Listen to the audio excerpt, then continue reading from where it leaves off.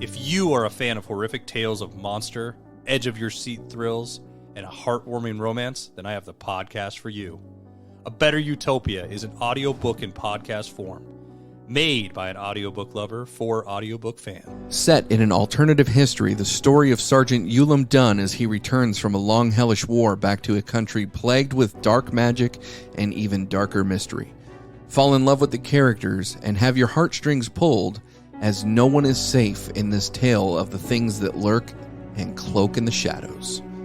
The best part of this story is it's absolutely free, and you can find it on Apple, Spotify, Audible, or anywhere you listen to podcasts.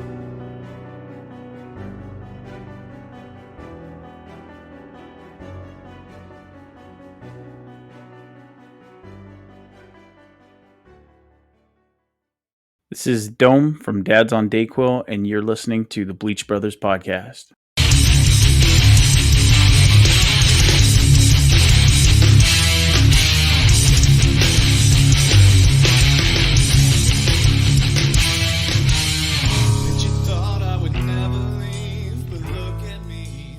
Welcome into the Bleach Brothers podcast. This is B-Word, and I am here in person with my good buddy, Jake the Hater, Jake the Tailgater, or the man who just refuses to play with his children because I just happen to be the person who's playing with all of his kids. No. See, that's what good uncles do. See, I played with my children, but you know that's an everyday thing. You're the guest, so they wanted to hang out with you. That's true, man. Yeah. That's true. It's been a fun time, man. We got kicked out of a restaurant in Seattle yesterday. Dude, what? Okay. How to go about this part of the conversation? It was a little annoying. Yeah, to be honest. It was. So, full disclosure, both Jake and I, for different reasons, we went out and got jabbed, right? Mm-hmm. And you met me in Seattle. I had a training class in Seattle, and we decided that after we met up at the hotel that we would go get a bite to eat, right? Yeah, I got there, we dropped our bags off in the room, and we're like, hey, let's go walk to a restaurant nearby, and let's get something to eat instead of getting in a car again or something, right? Right. And so we ended up going to the restaurant, and while we were there trying to get a table to have a good meal, we were promptly told to get the fuck out. Well, the best part is we walk in and let me set the scene here. So we walk out of the hotel and we smell this delicious barbecue wood smell. And so we're walking down the road and we see it and it looks good. So we're like, all right, let's go to that barbecue spot. And then we walk in and there's one person sitting in the whole restaurant. And mind you, I'm not saying this is like the most gigantic restaurant, but it was a pretty big size restaurant. Right. There's one person at a table, and mind you, they're at the bar tables, which there's like a whole restaurant. It's probably 60 feet from us. And the lady comes running up to the front counter where we're standing, and she just starts babbling all this stuff like, and I stood there and I literally thought, oh, she's just asking me, if I have a QR code or, the normal stuff. And then also me and you just stood there, stared at her. Yeah. And she's like, do you have your vaccination card? And I went, why do I need that? Well, I was just like, I don't have one. And here's the thing, I get situations. But the issue was, B-Word, we were trying to just reason with her, essentially, no, we don't have it. He's from out of town. I'm from out of town. We were not prompted that we need this. And she's like, well, you can't eat here. And we're like, oh, okay. And we're like, well, we're both vaccinated. And so then she starts proceeding to go, well, why don't you have it on this? Why don't you have it on that? Check your chart, or don't you have a picture of it? We're looking at her literally, we just dropped bags off in the hotel. And here's the thing, we both got pictures of them later. Yeah. We got them. We could have went, but it was the fact that you're right next to the airport. So you stayed right near the airport. So you would think the hotel you checked into should have prompted you. Or at least prepared me. Saying, hey, you're going to be here. Yeah. All the restaurants in the area need to do that, because that would have been fine. That would have been no issue. I would have known. You would have known. We would have prepped for that. The second part was that you're right near an airport. Yes. So almost everybody coming in and going to these places are probably from out of state and stuff with different, and because there's different rules everywhere right now. And here's the thing, dude. 2 nights before that, for 2 straight nights, I ate in a hotel freaking restaurant. Right? So I'm staying in a restaurant down the road. Yeah. half a mile. And so on the bottom floor is a restaurant and a bar. And guess what? I had restaurant stuff and bar stuff. And not one time, dude, I was masked. I was like, it was fine, right? But yeah, anyway, so I'm really happy we're at your house. Like where I don't have to wear a mask and I don't have to, show my Vax card in order to have my glass of water.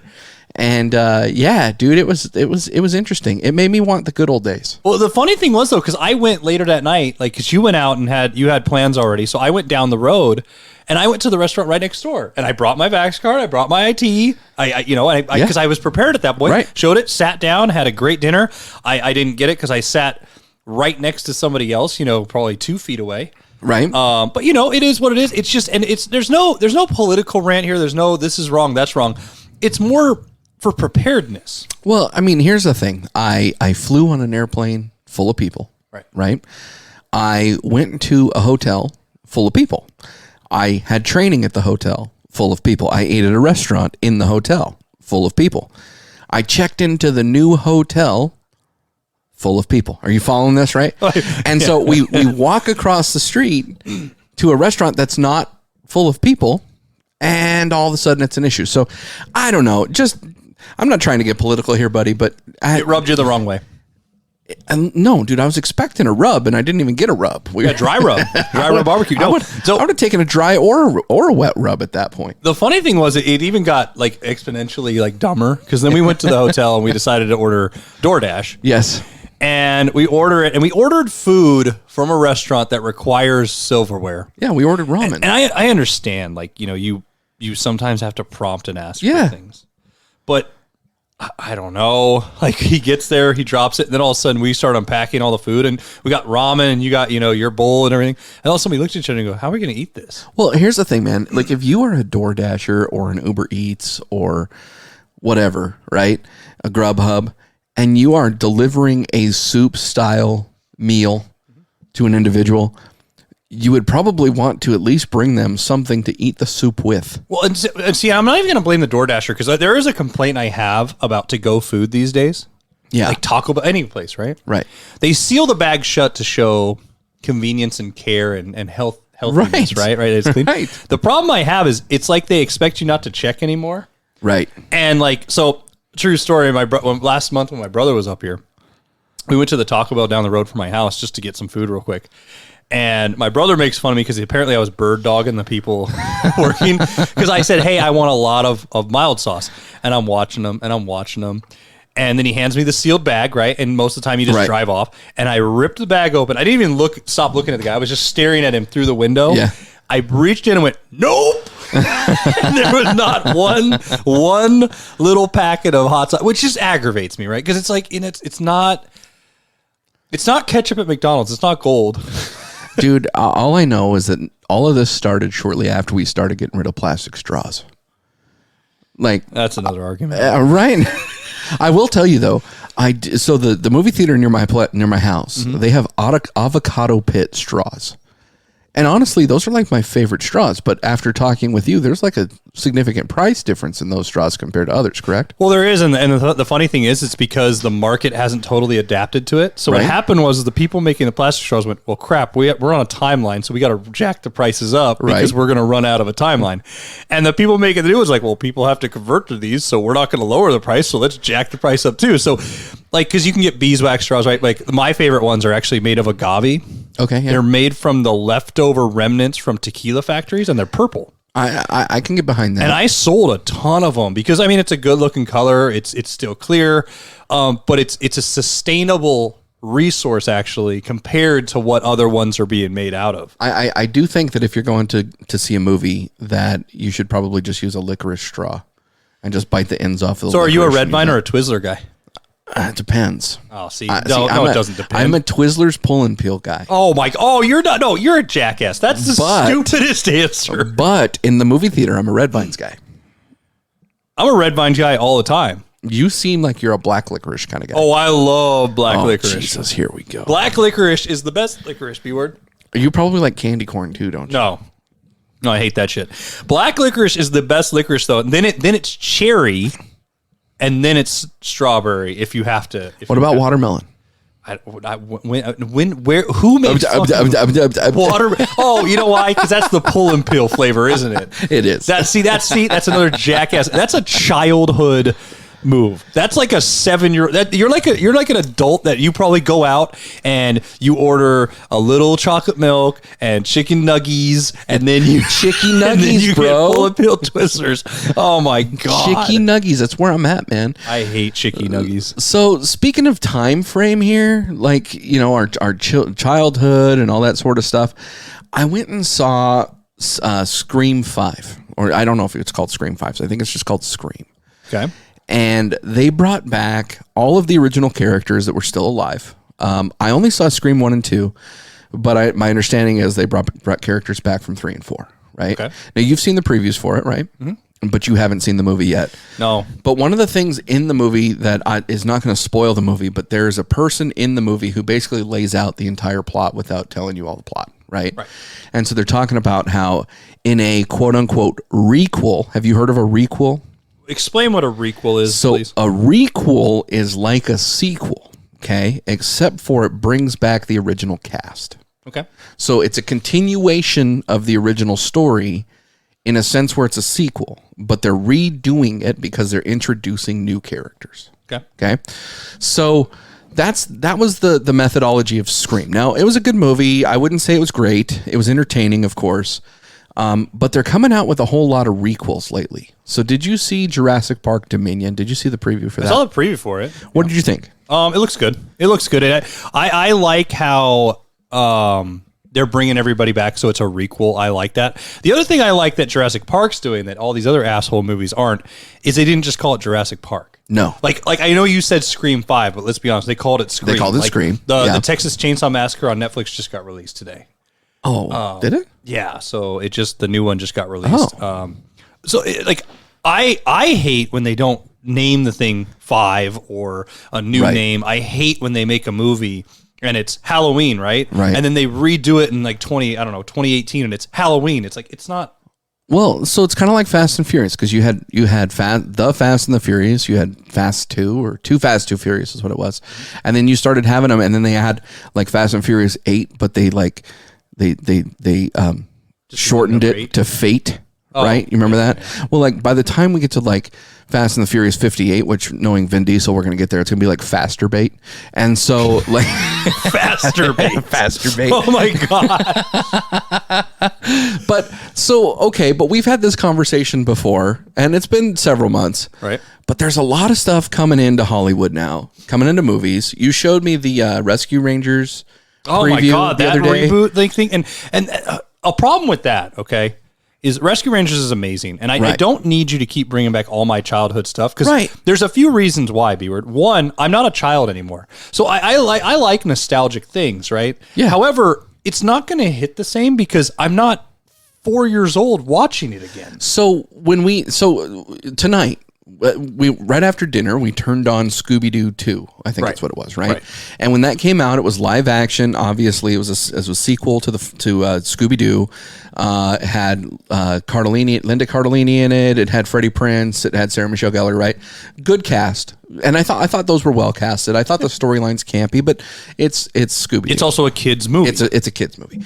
Now, this movie, The Chippendales Rescue Rangers, is a re-quel because it's a continuation of the storyline, but there's like some weird shit to it, dude. Well, how come every time they like we had a talk about this, like, because the Smurfs did it. Yeah. Alvin and the Chipmunks did it. Yeah. How come when we relaunch something, right, as adults, it's like they're sitting in a room, these pitch artists are like, hey, we got to be creative and come up with something new. Instead of just making the show again and just trying to make it a little more new, they're like, hey, let's make it so it's like a true Hollywood story where they fell off the map. Yeah. It's like, I don't need that. I don't need you to bring it to reality. The Rescue Rangers were not in reality. Just put them in their world, have them do, if you make it CGI, fine. Like, you know what's a show that reboots all the damn time, and I'm not happy with all of them, but at least they don't do something like this, is the Ninja Turtles. Yeah, no, I would agree. They all they do is they just make them the Ninja Turtles. Yeah. They don't say, oh, it's either animated or it's live action or it's whatever,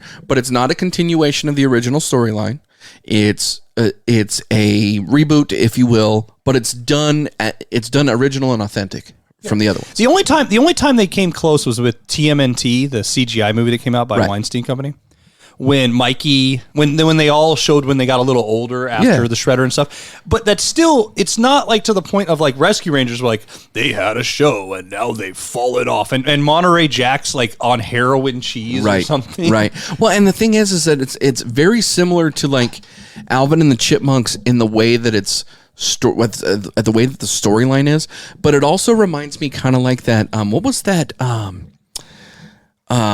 Jim Henson, like dirty movie, you know what I mean, with all the Muppets. It was like they wanted the rotten cotton. Do you remember what I'm talking about? I have no idea. Okay, but you're a big Muppet guy. I'll say that because I know one of your favorite movies when we were a kid was Muppets from Space. Yes. Yes. You're a big Gonzo fan. I've never been into the Muppets like you have. So I can't answer that. I didn't even know. Is that the one, Welcome to Grouchland? No, it's one that I wasn't even going to watch in the theater, right? Okay. And so it's with Melissa McCarthy. It's The Happy Time Murders. Have you seen that? No. Okay, by the way, watch it.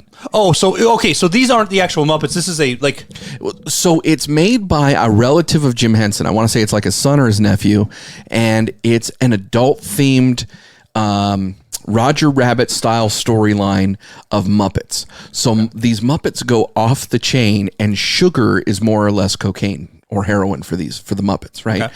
And so they're a whole bunch of puppets. There's puppet porn, like our friends over at Porn Stash would absolutely love this, right? Because it's puppet porn. But this continuation of Chip and Dale's Rescue Rangers is very similar to like a crossover between Alvin and the Chipmunks and the Happy Time Murders, and maybe not as X-rated as the Happy Time Murders. But let me ask you a question here.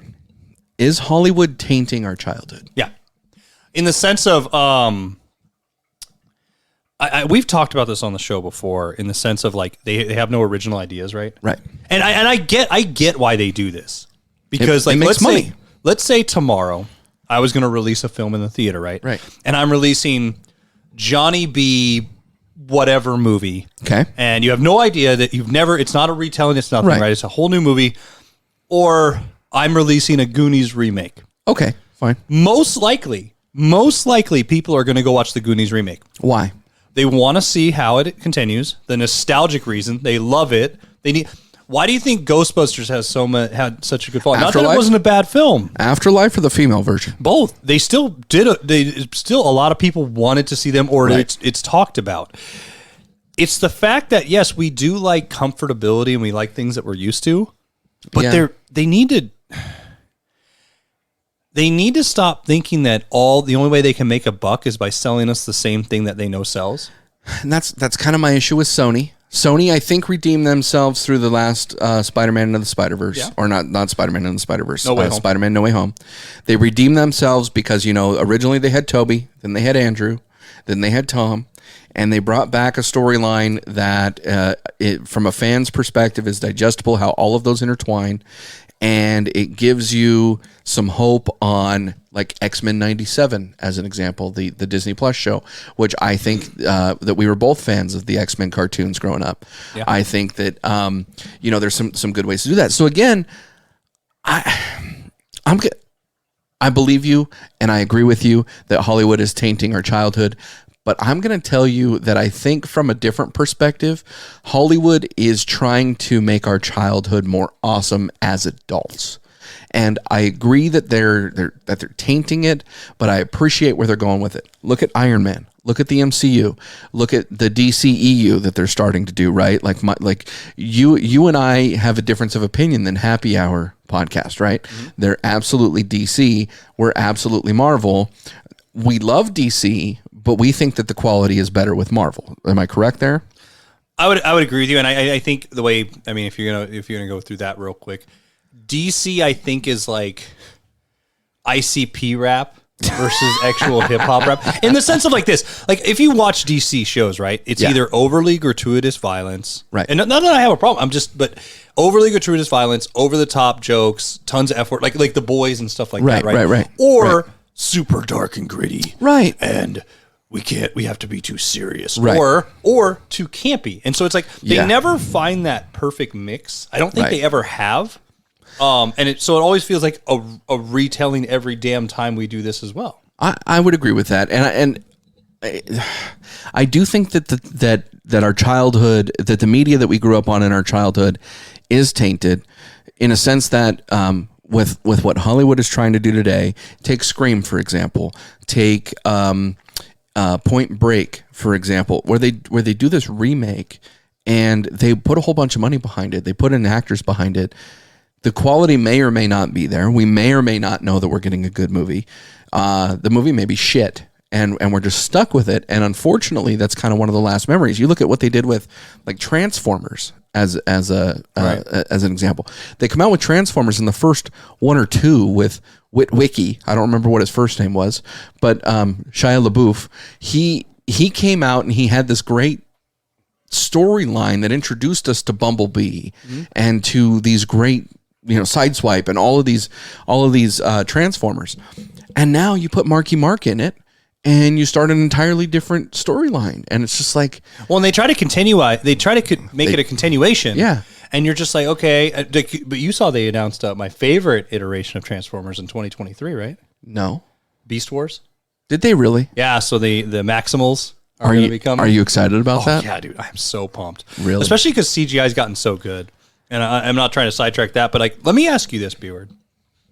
What property should be off limits of having a reboot based on your nostalgic sense as a child? I have two. Okay. Who Framed Roger Rabbit? Very good pick. Dick Tracy. Very good picks. Yeah. So movie-wise, is there any shows as a kid, cartoons, anything? Thundercats. Okay. I wouldn't want them to do Thundercats. Josie and the Pussycats. Okay. Fraggle Rock. Snorks for me. I loved the Snorks. Because you know why? The Snorks were remember the Theory of Two, right? Yeah. The Snorks were like the Wish.com Smurfs. Yeah, they were. Nobody really knows them. Yeah. Or like my wife's like, what the fuck's a Snork? Yep. That I was a Snorks over a Smurfs guy. The Gummy Bears. Yeah, I could see the Gummy Bears. They tried to, because also I could see them just going full CGI or doing the Rescue Rangers thing. Rescue Rangers probably would have been on my list if I didn't know they were already doing it. See, I kind of feel like with Rescue Rangers in the manner that they're doing it, you can do that with a whole bunch of things. You can do that with Darkwing Duck. You can do that with Doug. You can do that with all of these cartoons where all of a sudden you have partial CGI and partial animation, and that's where you ruined it for me. Well, see, I'm going to tell you right now that you mentioned that, anything from Nickelodeon, as a child, leave it the fuck alone. Yeah. If you touch any of that, then you're really screwing life. But I don't think Nickelodeon would ever let that happen. I think that MTV and Nickelodeon would probably allow a live-action Beavis and Butthead. And they're doing a new movie. Yeah, well, is it animated? Yeah, it's going to be Beavis and Butthead do the universe instead of America. Oh, I'm fine with that. Dude, I had the biggest crush on Lisa Marie. Was it Lisa? What was Elvis's wife? Was it Lisa Marie Presley? Yeah, when she was in, she was the animated version of herself. You had a crush on an animation. Yeah. And Beavis and Butthead do America, dude. She was so fucking hot. We're breaking new barriers here because you give everybody crap for being like when Dome came on and we were talking about Lois going hotter, and you're over there, or me having my Lola Bunny thing. Yeah, Lola Bunny's kind of weird, dude. That's bestiality. No, but Google it. You'll have fun later. Google it. I think that cartoons can be hot. I just don't think that cartoons are a satisfying. Oh yeah, it's not the same type. Yeah, of thing. you don't get the same thing there. But I don't know what sort of even if live action stuff, I think a live action property that probably didn't get enough justice, and I've heard some things about the new one. Maybe you know a little bit more than I do, but the live action Mario Brothers. Yeah. Who have they casted? I don't for think that? it's live action. I think it's CGI. Oh yeah, that's they're right. just right, voicing right. it. So Chris Pratt's. Yeah. Okay. So here's my thing though. So the movies I would do, The Land Before Time, better never be touched. Okay. Yeah, I could see that. There's a movie I also love called Flight of Dragons. I don't think I've ever seen it. It's in that style, like The Hobbit, and when those cartoons were drawn. It's wizards and dragons. And the funny thing was, when I was a kid, I wanted everything to be turned into live action. I was like, oh, this would be great. And now that they've done so many of them, like The Lion King and all this, and I feel like they've done a terrible job, it makes me so damn nervous, right? But Land Before Time's, one of my all times. So it's like, don't ever do that. But if you were to do something like E.T. Right. or Jaws, Right. I would be pissed.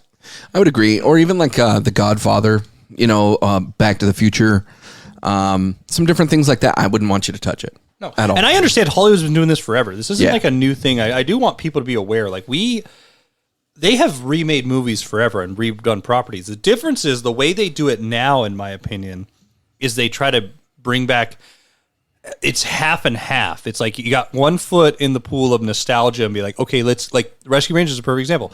And then let's do this over here as well at the same time. I feel like the motivation is more money than it is quality. Like, we know we'll make money on Rescue Rangers. How can we churn it out for ticket sales? How can we churn it out for toys? Because toys are a big market too. Like, especially for collectors. Like, there might be people who have toys of Transformers that are still in the box. And when a Transformer movie comes out and has new merch, they might pick that up. Yeah. And I think Disney and Lucasfilms and Pixar are doing a good job at just keeping their content for the most part the same. Marvel, but yeah, I'm getting tired of the re-quels, and it I don't know. It's my mom actually made fun of me about this. We were watching the Super Bowl. Yeah, and you saw the commercial with The Sopranos. Oh yeah. Okay, so like the daughter, Meadow. She was so hot. I always had a biggest. She got a booty, bro. Oh, dude, she's got a fucking she's ass. thick. She's thick. I know. She's a triple thick shake, bro. Dude, like I like my women like a milkshake, a little bit thick. She is. I'll put my agave straw in there.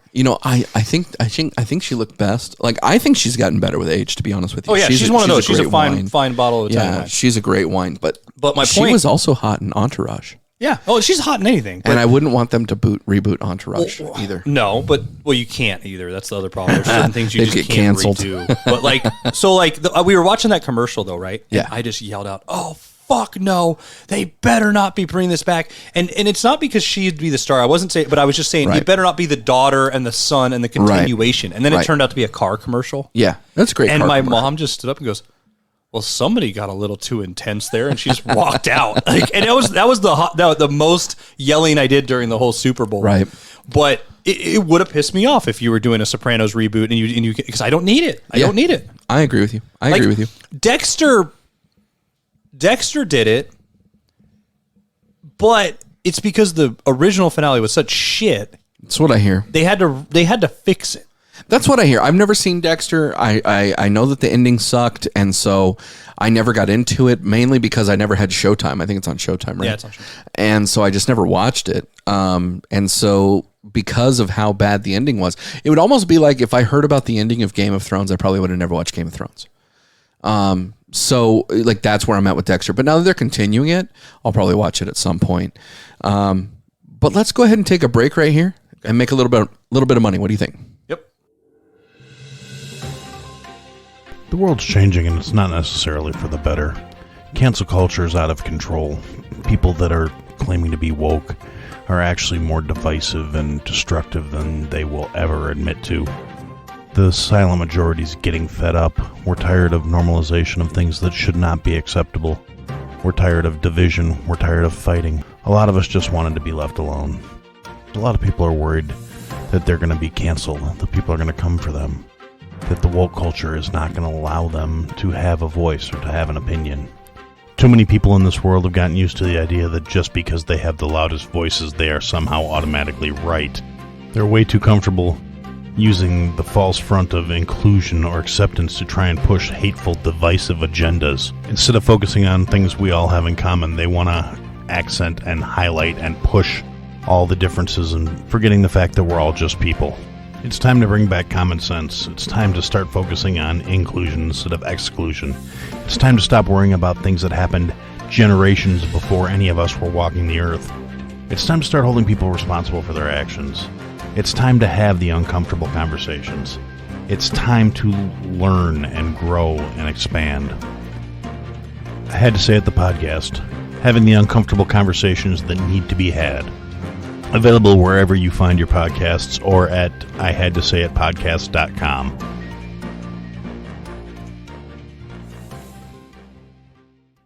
And welcome back. Oh, by the way, if you're already listening to the I Had to Say It podcast, good for you. If you're already listening to it, then our show started out like I had to say it today. It which really is did. rare for us, but it was good. It really did. But Aaron's doing some good things over there. He's actually got 2 episodes coming out a week. One of them is Aaron's Epic Rants. Yeah, it's just him. Yep. Every week he goes on whatever the headlines are, the news of the day. And he is actually interviewing other podcasters and people that are in entertainment. Go through his back catalog, give him a little bit of love. Yeah, he had the Stoned on there. He did have the Stoned on there. You got to check out that. I haven't. He had me on there at the beginning of the year. Yeah, we're working on my end. Right. Mine's going to be a bigger. It's deal, gonna. I guess. It's. There's a lot He's more doing to it. something behind There's a the lot more scenes, to yeah. it. And then I think Gnome was on there recently too. Correct? Yeah. No, he's. I mean, we've always been a fan of his show. We've had him on here before. Of course, we'd have him back anytime. There are certain people we've talked about in the podcast community that we've gotten along with really well. Not that we don't get along with a lot of people, but there's certain ones that just. The work they're putting behind it, the know-how, and just good people. And so he's one of those, like, I would recommend checking out his show, download, like, subscribe, all that. Just like ours. Hopefully you're doing the same thing. And definitely check out our back catalog too, because we have some good shit there. Speaking of nostalgia. How do you make this a transition? This is hard, dude. Yeah, because you're like, no matter what you say, it's a bad joke. This is hard. So let's call out the elephant in the room, right? We're 2 white dudes. Yeah. And we don't see things in the same lens as maybe other people who are of other ethnicities, not by choice, but just because their backgrounds are a little different than our backgrounds and our experiences are different than theirs. Would you say that's fair? Well, like, who is that? Who is the woman for women's sports that for Title IX that they were doing the little thing on for the Super Bowl where she said she was one of the proponents behind Title IX, but she said you can't ever understand like inequality or something unless you've been treated that way. And that's the best statement ever. I would agree with that statement. Because you can't. Like, I can't understand underprivilegedness if I've been privileged, right? Like, something like that. Well, if all I've had is a silver spoon in my life, and all of a sudden that's, I go and I have the plastic spork, like, I will notice the difference, right? But if you have the privilege, if you have the ability to have things in life, you just don't understand what that's like. But last week, we were talking to Big Nick from Gag on This Pod, right? And before we recorded the show, I told you that you needed to watch a documentary. Yeah. And then after we recorded the show, I told Big Nick to watch the documentary. And the documentary is by Kamau Bell, and it's produced on Showtime. It's released on Showtime. And it's called We Need to Talk About Cosby. So we need to talk about Cosby. So we're going to talk about Cosby. Let's do it. So how do you want to get into this, man? I'm going to, for once, I'm going to defer. and here's the thing. It's not that I'm nervous to talk about anything. And and we're not coming on here to just shit on one thing or do any political. We're just being very upfront about that. Yeah. Because I think where we're coming at with this is, it was a great documentary. Phenomenal documentary. I learned anything. If I learn new things and enjoy the underground or the background aspects, that's a good documentary to me. I would agree with you. But the other thing is, like, I was a huge Cosby fan growing up. So was I. And in regards to anything, like, when we did the show with Nick on Gag on This and we talked about stand-up comedy. Yeah. I would love to put himself, Bill Cosby himself, on my top, but it wasn't one of my tops. It's still in my top 10 specials. And here's the problem. You know me, I'm not afraid to say, like, have a controversial take in the sense of I liked this, like, because I did exactly what Jerry Seinfeld did in the documentary, and we've had this discussion on here, like, because we talked about Michael Jackson, where I can separate the artist from the art. Yes, at times. I think you can still make great art and be a hateful person. Yeah. Like, in the sense of, like, I hate you as a person, but you could still make a R. painting. Kelly. Right. And I can still enjoy it. So I can separate it. And so I really felt Seinfeld when he asked that question on there. Yeah. And he said it because that's how I feel. So let me kind of back this up a little bit. Okay. So this is a 4-part documentary series that basically starts out in the 50s and 60s. And it chronicles Bill Cosby's rise to fame and the barriers that he broke, And the things that he did as far as the broken barriers go, and some of the things he didn't do with the barriers, right. But the things that he did were absolutely amazing, and he was a trailblazer for the black community. As far as for black entertainers, you look at he was on I Spy, which was a very successful film, or I'm sorry, film and show. But on the show, he wasn't the prototypical black character that they were doing in the day. Black character in that day. Also, you also look at his comedy bits. He was not introduced as this is a black or an African American comedian when he was going on shows. It was, this is Bill Cosby, right? And so he did become kind of a trailblazer in that sense. He was very successful in his stand-up career. His stand-up career arguably lasted 40 or 50 years. He became a huge advocate for education, specifically education in minority communities. He created media content that was very specific to targeting children, including Fat Albert, right? Overall, I would say his career was a success. Would you disagree? His career? His career. Yeah, I'd say overall his career was a success. I think it's his social aspect, obviously, like, him, right? The things he did, which was terrible, right? Because he did them. I'm not a defender of that. I would not defend anybody with that. But in the sense of it's unequivocally obvious, right, that it happened, right. I mean, you don't have that much come forward, and the thing is, it's the same way every time. It's like he had a way that he did it and stuff. The one thing I don't like is on the documentary, and it's nothing against Kamau Bell or any of that, like his directing or any points, but I treat it like the conspiracy theory thing. If something happens and then you can point it out and say, "See, that's an upside down star." Yeah, it just felt at some point when they were like when they were talking about the Cosby Show, and they're like, "Oh, he had it in his basement." Mm-hmm. And of course he was a gyno. And here's the thing, those things could have been true, but I don't look that deep into the perception. I look at, okay, and a show. I don't think every little aspect of his life was a motive of the crappy things he was doing. I do feel like they dissected it probably a little bit farther than I would have, just because, like you said, in the Cosby Show, instead of being a dentist or an orthodontist or a chiropractor or any other type of doctor, he chose to be a gynecologist. His office, instead of being in an office building or somewhere down the street, was in his basement. Could those two be tied together to some of the questionable activities that he did? Yeah, of course. But I don't think it's like he was sitting there going, "Oh man, yeah, I'm gonna get because so if you meta." watch the show, his basement it looked like an office. It didn't, and I never even really knew that as a kid. I just neither paid did attention I. to that. I mean, I get it now as an adult, but I don't go as that, like you just said a good word. I don't go that meta and be like, everything he ever said and did was a pre-setup or a precursor, like the Zodiac killer clues. I think we get lost in that part of things sometimes, where we go, oh, see, he drew a circle on a napkin in a bar one time, and that must have insinuated the pit where he would put pills in a bar. You know what I mean? Like where you're following with that. And here's the thing. It makes for a good conversation. I will tell you that. It does make for a good conversation. But in a lot of his media, he spoke about Spanish Fly. And see, and that's the other point, though. I will say, I do think there were times that he did have that not, it's like, and I don't know if it's like that admission to guilt, like, haha, I'm dangling in front of you. Like I said, there were moments that I was like that, but then there were other times I'm like, oh, that's a reach. I think he became way too comfortable with the content.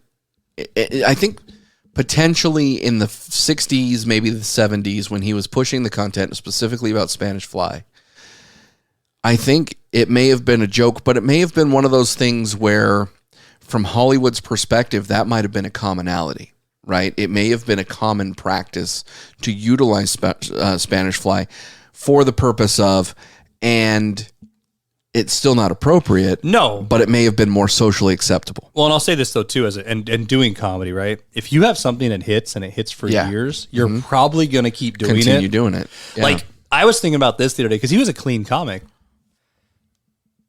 Jim Gaffigan is our Bill Cosby, right? And not in the sense of like that. Like, in the sense of like, how often, the thing that I find so amazing about Bill Cosby is how successful you can be at being a clean comic, especially in an industry that's not known for that. And so what I mean by the Jim Gaffigan thing, like his level of success is amazing based on he's a very clean comic. Yeah, he doesn't strike to offend. No, and that's my only comparison. I'm not going down this road like, oh, he's that. I would say probably the closest thing our generation, not comedy wise, but just impact would have been Danny Tanner.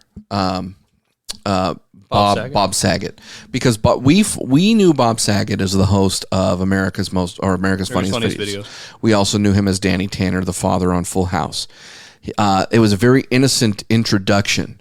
What we didn't know was, us specifically at our age, is his style of comedy prior to doing those. Right, how dirty he was. And we didn't find out how dirty he was until we saw him either doing his stand-up or as a guest in Entourage or whatever, and that became a shock value funny thing, right? Like in our last episode, you were saying, oh, I can make anybody laugh and I can say the word broccoli. And there's that shock value to it. Broccoli. Like, you didn't expect that, right? But that's the thing, is like, okay, you got him to laugh. And so I think Bob Saget, for our generation, for us growing up, was the closest thing that we had to Bill Cosby. It's much different on a lot of different fronts. But I think from the perspective of the audience that they were speaking to, and we need to talk about Cosby, the audience that they were speaking to was the black community. Am I correct? Yeah, because a lot of the things that they talked about was, they talked about how the black comedy the black community put him on a pedestal, how they idolized him, and rightfully so with the information that they had, and they put him up on this. Here we go. This is the guy. This is the dude. This is who we're strived to be. And then they also portrayed it when Bill Cosby was talking about people with their pants hanging down, and issues in the black neighborhood, and he was speaking from a quote unquote white viewpoint, or an old head, yeah.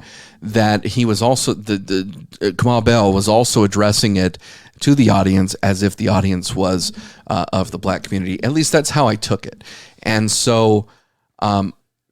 For two reasons, could I relate to everything in the comedy special, or in the documentary special? No.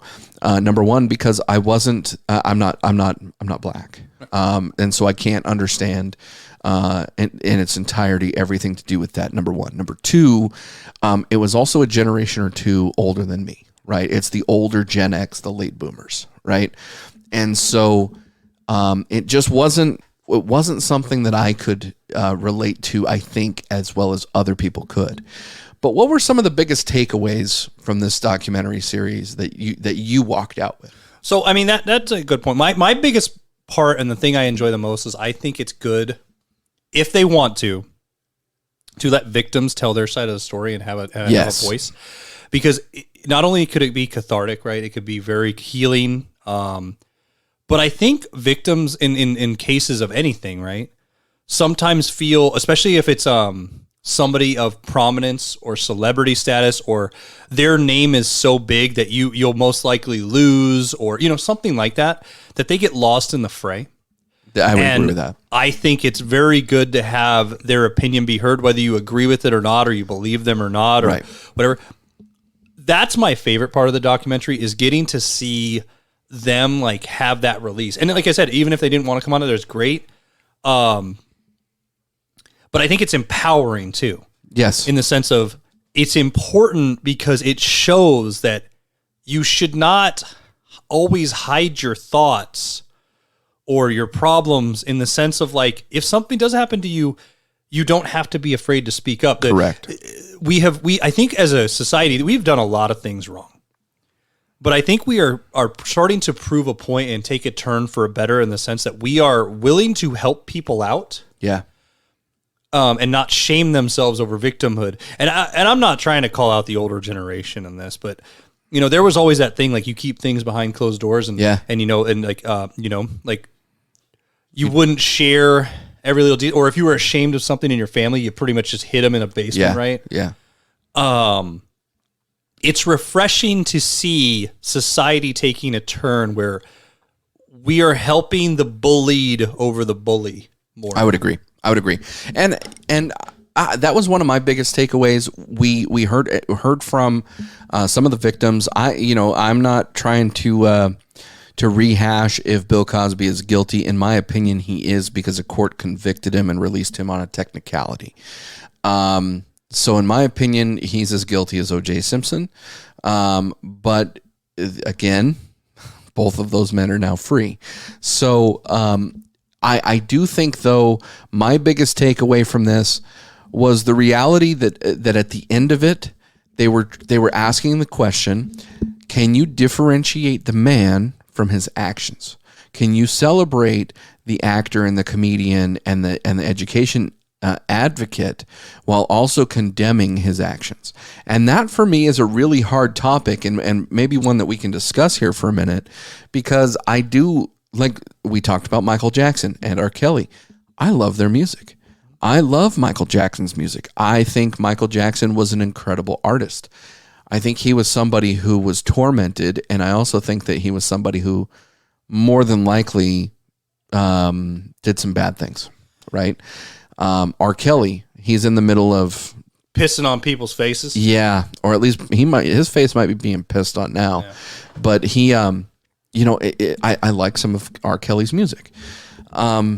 The Joker, the movie The Joker came out, and there was a song on it that was a famous baseball song or basketball song. I don't remember what it is, but as soon as the soundtrack hit and the artist was revealed and the song was revealed, there were a lot of people saying, "Oh my God, I can't believe they used a pedophile song on this movie." I question here: can you differentiate the artist from their activities? Can you still listen to their music with the same fervor that you used to be able to? What's your opinion on that? I've answered this before, and I can. I'm one of those people. We talked about that earlier. The difference, though, is when you brought up, can you celebrate the person? I can't celebrate the person.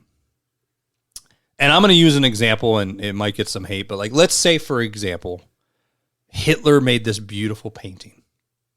And in my eyes, it's an amazing painting. I can like the art. I hate the man. Yeah. Right. And I will never celebrate the man, even for his great art. So the difference is I can separate the art from the artist and enjoy it. But do I celebrate the person regardless? Because knowing, especially with that documentary, it was going on pretty much forever. And yeah, he did good things in a community, but you sort of look at it like, okay, what's your motives now? Like, if your motives weren't pure over here, right? Were they ever pure anywhere? Right. Moralistically, were you ever an actual pure, good-hearted person? And I'm not saying that when somebody's evil, they're just, I mean, there is pure evil, but, like, there's never something done with a good intention. Right. And actually a good heart. But when you show that you can set your ethics and morals aside and take advantage of people and put on a good face. Yeah. That is never to be celebrated. I see, and I 100% agree with you. I think that you can look at somebody as a trailblazer in the industry. I still think that Bill Cosby was a trailblazer. He was somebody who created an opportunity, or at least a chance for people. They were able to see it happen, and it gave them spirit and hope to think that it can happen for them, right? And I think that Bill Cosby was an innovator in a sense where he created new content. He brought a lot of black art to the scene. They talked about having a lot of black actual art paintings, posters around the Cosby home in the Cosby Show. The music was also very much it was from their generation or from their lineage. The way that they celebrated the grandparents in that, they were singing to the grandparents. Right, they weren't singing to the audience. The crowd, yeah. There was a lot of nuances that I thought were very good and are still applicable for today. I can't celebrate the man because of what he did to those women. I guess the best way I could put it this way is, B-word, is and I'll explain it in a sports sense, because I think there's a few reasons men love sports, right? It's competitive and stuff, but it's finite. Yep. And what I mean by that is if I beat you in a game on one-on-one, 21-20, that's forever, right? That stat goes down. I won. There it is. So, like, I'm one of those people, like, I want a lot of people in the, like, they just voted on certain people to be in the Baseball Hall of Fame that didn't get in, right? Like, Barry Bonds deserves to be in there, regardless of what he did. So does Pete Rose. But regardless of what he did, right, in my opinion, he did enough for the game, and he performed at a level, and you know, you can put all the side things. I don't condemn his gameplay. So I could put his art, if it were, or his gameplay in the Hall of Fame, right? Right. I'm not putting the actual, like, they look at it as like the person's going in there. Right. I'm not putting his moral character in there. Charles Barkley said it best. I'm not a role model. Yeah. So I guess that's the best way I can put it is I can look at it like, yeah, this was great. It belongs to be there. You can celebrate that victory and think about it. But as a person, no. I think that when you're talking, if you're going to rank the top 25 comedians ever, right? And you're creating a comedian Hall of Fame, would Bill Cosby be in there? Of course. There's no way that I can think of some of the best comedians without thinking of Bill Cosby. Right. Cat Williams is not the greatest person. How many times has he been arrested for domestic violence, right? Where there's smoke, there's fire, right? So I would venture to guess that Cat Williams probably did something too.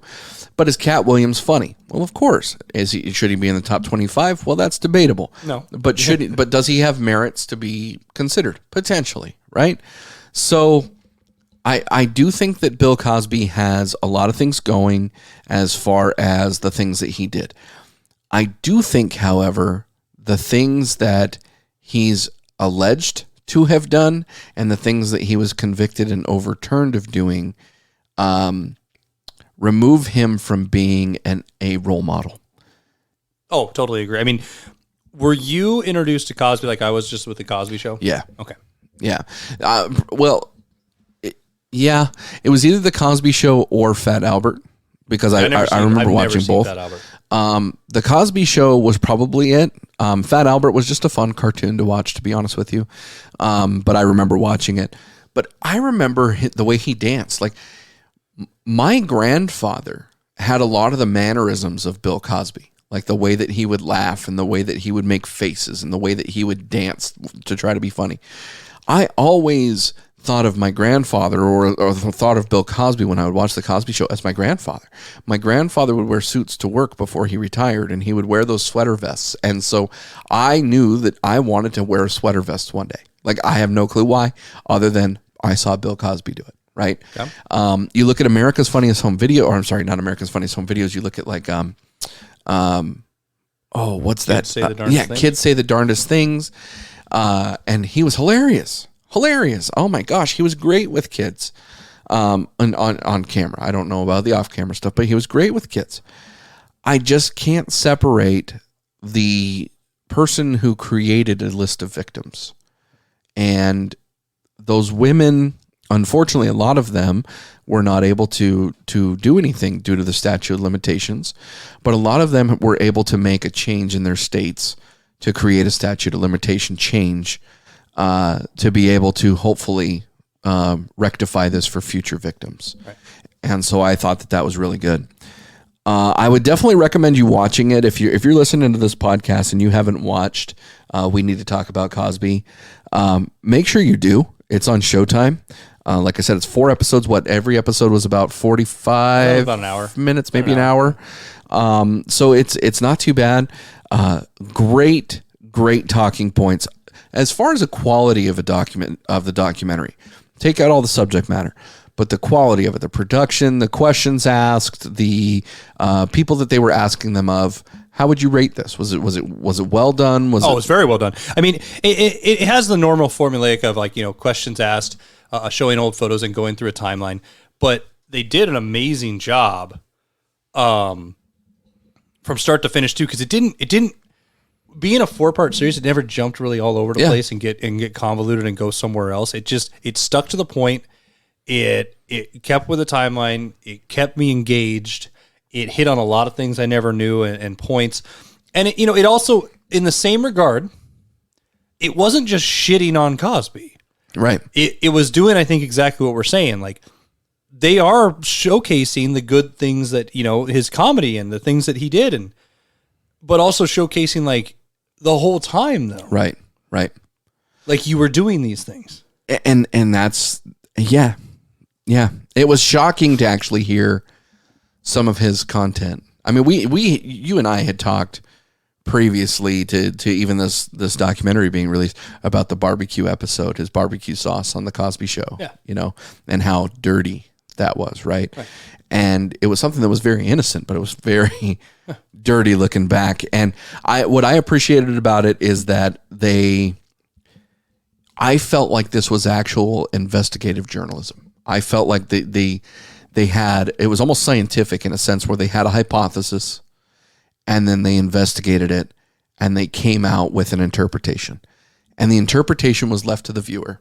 And it was given an opportunity to recognize the man for his achievements, not celebrate him, but recognize him, and then also say, now what do we do? See, I look at it differently than you. I don't look at it like the hypothesis and all. I look at it as an actual unknown discussion with the viewer. Yeah. Like, the title gives it away, like, let's talk about it, where they brought it up, they made me think, they made me have conversations in my head with the movie going, holy shit, like, back and forth. So to me, it was more just an eye-opening conversational piece that just showed, here's what everything that happened, here you go, take it for what it's worth, and what do you think on that? Right. And it was very open-ended. Yeah. It allowed you to have your own interpretation. So, yeah, crazy, man. I think, again, I want to reiterate, I think Bill Cosby was a tremendous comedian. Thought he was very, very funny. I do want to recognize that he opened a lot of doors for people that may not have had a door open. But I definitely condemn him for what he has done and what he's accused of doing, because that is not acceptable or appropriate in any way, shape, or form. But I do encourage everybody to go out and watch it. Kamau Bell did an amazing job. I would like to see more documentaries from him. That from people. Yeah. I thought it was tremendous. But well, with that, Jake, we're in person, and this is fun. This was easy. This was probably the easiest episode we did, not just because technicality stuff, but we're reading the room. Yeah, like we're going back and forth. Yeah, we're just having a conversation. Yeah, like we're I don't know. I mean, this has been fun the last few days. You've only been here a little bit, but we've had a blast so far.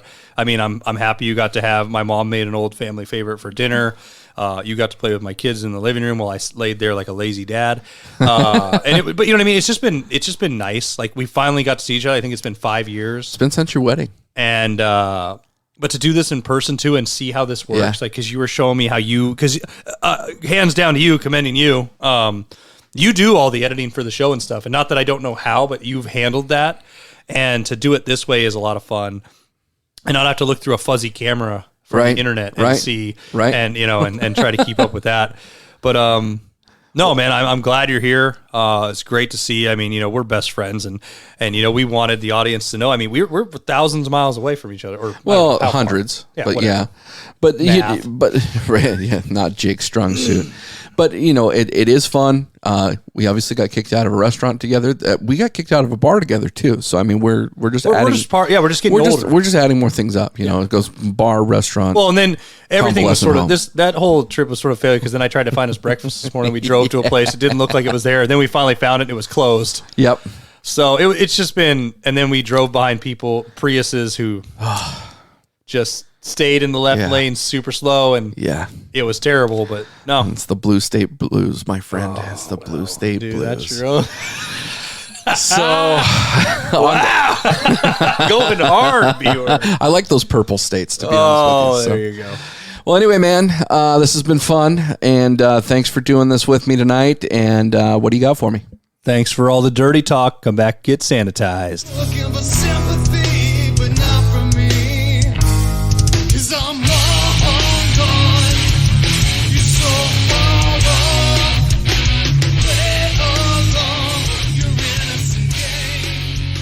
you like music from today's episode, be sure to go check out Gebular, playing March 5th in Tacoma, Washington at the Plaid Pig, opening up for Deadbeat Blackout.